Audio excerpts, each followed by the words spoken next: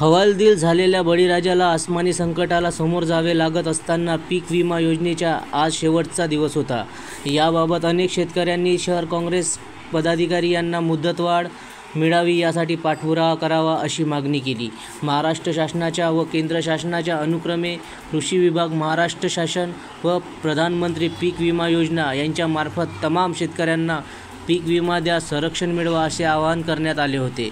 कर्जदार आणि बगर कर्जदार शेतकऱ्यांना आज दिनांक 15 जुलै 2024 पर्यंत पीक विमा काढण्याची अंतिम मुदत होती. परंतु कमी पाऊस, उशिरा पेरणी तसेच लाडकी बहीण योजनेच्या अनुषंगाने सर्व CSC सेंटरवर प्रचंड महिलांची गर्दी असल्यामुळे अनेक शेतकऱ्यांचे पीक विमा भरण्यापासून वंचित राहिला.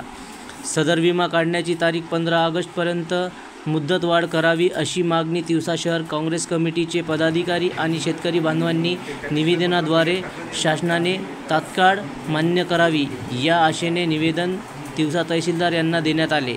यावेळी तिवसा शहर काँग्रेस व कमिटीचे अध्यक्ष शेतूभाऊ देशमुख, माजी नगराध्यक्ष तथा नगरसेवक वैभवभाऊ वानखेडे, नगराध्यक्ष योगेशभाऊ वानखेडे, नगरसेवक किसनराव मुंदाने, शहर काँग्रेस कार्याध्यक्ष सुनीलभाऊ बाकडे, नगरसेवक अमरभाऊ वानखेडे आदी पदाधिकारी व शेतकरी उपस्थित होते.